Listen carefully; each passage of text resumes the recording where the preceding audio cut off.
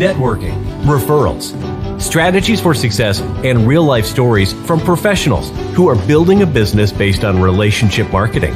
Welcome to the Caerusnet Podcast.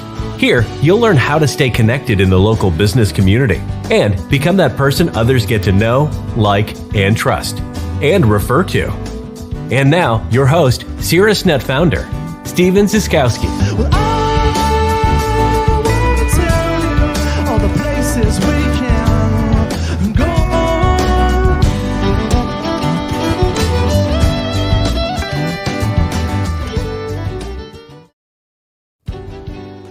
Welcome to the Caerusnet Podcast. Today I've got with me a Caerusnet member from the Detroit team, which is facilitated by my good friend Doug Moffett. Glad to have Scott Schlichter from Task Automation Partners onto the podcast today. How you doing today, Scott?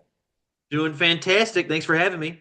Absolutely. As you and I were talking before the show, kind of funny. It's like we just got done meeting, and now we're doing a podcast. I met Scott for the first time at Referraltopia on March 6th. And he messaged me very kindly after the event was over, saying how much he enjoyed it and that he was on the Detroit team. And I'm like, well, hey, I want to get to know you, right? Because while I facilitate 6 teams of my own, I kind of feel like, they're all my members in a way.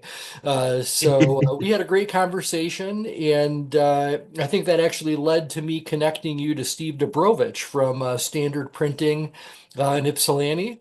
Maybe you just want to share with the audience really quickly why that was a good connection for you. Yeah, so at Task Automation Partners, we've done a lot of work with print shops. And so I kind of, offhand mentioned that to you. And you're like, well, you got to talk to Steve. He's nearby. So quick email, Steve hit me up, and now we're chatting on the phone, ready to play golf. That's beautiful. That's exactly how it's supposed to work. So, Scott, again, you and I don't know each other tremendously well. But we've got the beginnings of a very, very nice relationship. And I'm always curious every time somebody visits the Caerusnet podcast that's a member, how the heck did you learn about Caerusnet? So give me the play-by-play as how you initially learned about Caerusnet, because my understanding is this is kind of your second iteration of being a business in Caerusnet. Is that correct? Yeah. Yeah, in fact, Caerusnet was like the reason I went independent. So I think it's a unique thing. I don't know how often that happens, but I was with the copier dealership, loved them to death.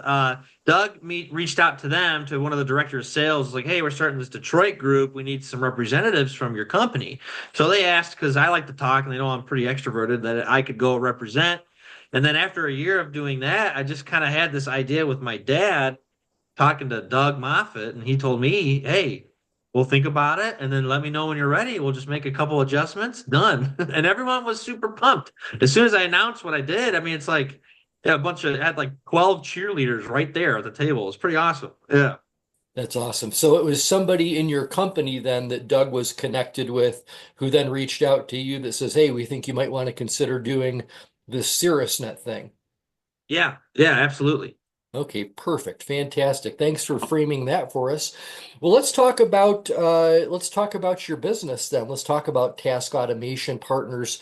So maybe you just want to drill down for me at that kind of lowest common denominator so we can all get it. Like, who's the ideal client for you, and what is it that Task Automation Partners does to make their lives better? So Task Automation Partners are custom software developers. We're like a software agency. And really, when it comes to ideal clients, it really could be anybody, somebody with an idea, somebody with a need. It just depends. My father and I are the team. I'm the sales portion. He's the service portion. And he has, collectively with some of our guys, like there's over 60 years of experience there. And what someone would need help with is either like we focus on like web development, database design, anything custom, whether it's an app, desktop program, or even just like, again, it's in the name, automating a task. So if there's a workflow that you have in your office, that's something that we can help with. We do a lot of Microsoft technologies, so I know that doesn't apply to everybody, but it's pretty common in the office world to be using that. So that's kind of what we focus on. Okay, so do me a favor then and kind of paint that picture for me regarding who might be, kind of like a smallish client. What might you do for a small small client, and then give me an example of something you might do for a big client, just so I can get an idea of the scope of who you can help. Yeah. So for a smaller client, funny enough, smaller clients are actually a little harder in this world, which is also kind of the niche. So I guess I could back up. A bigger client is usually what we work with, like medium to large companies. There's a lot of NDAs signed with this kind of work, so I can't name specifics too much. But like those companies usually need like facility management, auditing. Could be anything from a bank to a production line, business intelligence that happens there that's needed for people to discuss numbers is kind of how that would work. And the specific, not off the shelf solution is what they would need, because as a business's requirements change, they need someone who knows their environment, that learns their environment to make whatever changes they need change. So it's kind of open-ended. But for a smaller company, we've actually developed a couple different offerings where we're able to do sort of like imagine like not just your website. We're not really web designers, but we have like tools that you could use for your website. So think of like WordPress would be a good way of describing it, but it's custom. So you're not using WordPress, you're using your own tool that we have suggestions for, like a marketplace, a blog, incident manager, a facility like I guess what am I trying to say? Meeting agendas, things like that. It just depends. It's again as custom as it gets. So hopefully that answers your question. Yeah, it does. It helps kind of paint the picture. I've been primarily kind of in a social world out there. I've never been somebody who's been in the tech space myself. I've been a user of the technology, but never been somebody planning and implementing and doing all of that. And it sounds like, in this day and age, if you're not doing those things, you're spending too much time on tasks that Right. aren't necessarily rewarding you. Yeah, and the thing is, our niches is like it's a really daunting thing. Like if you're trying to get a software team that you're not just going to hire a guy like internally, it's a very daunting task. So I really focus on relationships, and some of these ideas take a really long time to actually pull the trigger on. So what I like to do is I'm just the resource. We can talk and talk all you want until you have an idea, because we kind of have a phrase is everybody knows what they don't want until they see it. So I usually just come up with like mock-up drafts and like a scope of work that can be used for anything involving your computers, your phones, whatever. And then once they see it, they can say, no, I don't need that, but let's focus on this. And then kind of like adding spokes on a wheel is how I like to describe it. We make that core and then keep adding parts to it until it totally hooks your business up. And then whenever you make changes, you don't need to find another vendor. We can just do it for you. Yeah, that's So that's wonderful. kind of how it works. Yeah, nice to have that sort of partner in the process. Okay, that's great. And then, so is this your first entrepreneurial adventure yourself? I got a couple other businesses that I like to kind of do on the side, but this is like a first real serious attempt for sure. Yeah, Great. my dad's been doing this for a while, but I'm just adding the sales portion. So it's a new endeavor for both of us. Okay, that's fantastic. That is awesome to hear. Well, let's switch gears over to the Detroit Caerusnet team. And what I would love to hear from you might be any sort of a success story, or what is it that you really absolutely like the most about being involved in Caerusnet? I always like to kind of get this because it's always different from everybody that I talk to. So I guess the biggest benefit, again, I mentioned cheerleaders earlier. There's so many guys that are in that group that have just that they have my back. They're always following up with me, always giving me referrals. I don't know, am I allowed to name names? Oh yeah, drop those names. Okay. Make them interested in So listening so to first this. of all, Doug was yeah, I love right. You gotta have the referrals, the shout outs. Doug was the biggest proponent for me making that first jump because I was the first person to, hey, why don't you pray for me about that? And once I made that jump, I mean, I've had like Bill Shaw and like Robbie Kemperton were totally feeding me, I mean, different applications like, hey, is this something we can use? Hey, is this something that you can't use? And we just kind of like got a mojo going where I'm in contact with these guys all the time.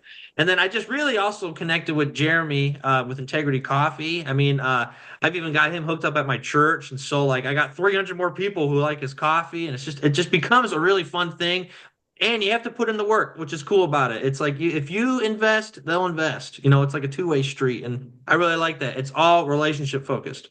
Well, and that's, I'm really glad you said that because sometimes people fail to realize that this is really, we should call them relationship marketing teams, Yeah, because the reality is, unless you have a relationship with people on the teams, it's going to be hard to market each other. And also, unless you've got a solid relationship that's staying relevant, where you're perpetually, continually giving to each other, just like any other relationship, the moment you right. stop giving, the moment you start thinking about, well, maybe I should be in a relationship with somebody else, Yeah, then the relationship that you're in kind of loses its focus. So I think that, totally. what you've talked about is the relationship element of Caerusnet.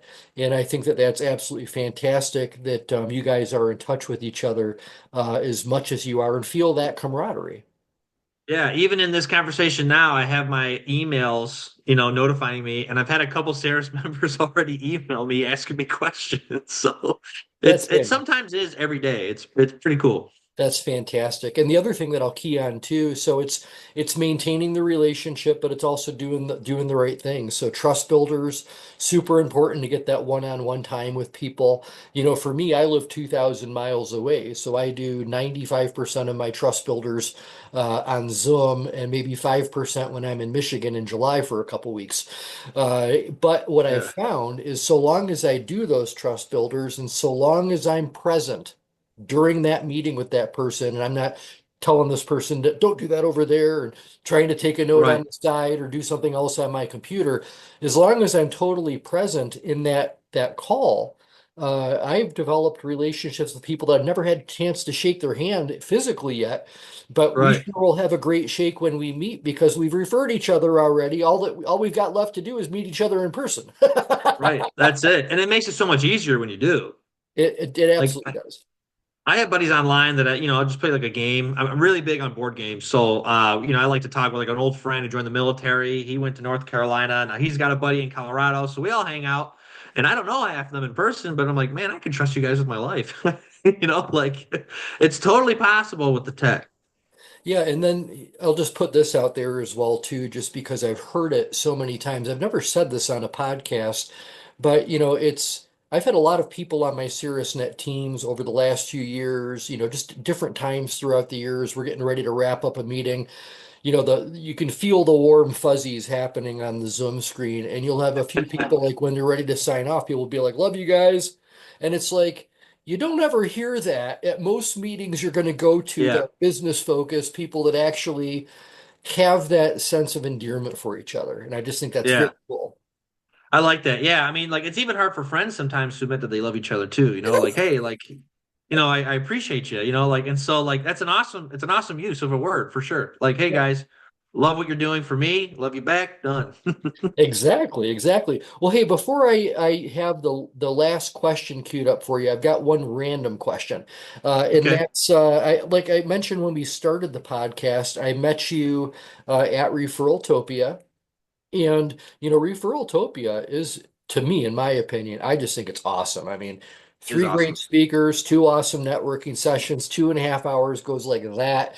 But not everybody in CirrusNet's taken advantage of Referraltopia, which is something that's put on for Right. CirrusNet members and other guests that they might want to bring just to be, to have the benefit of being in a larger network, stepping outside your team for a minute and meeting other people on different CirrusNet teams where you all kind of share that same like-hearted, like-minded stuff. What was it that you liked most about Referraltopia?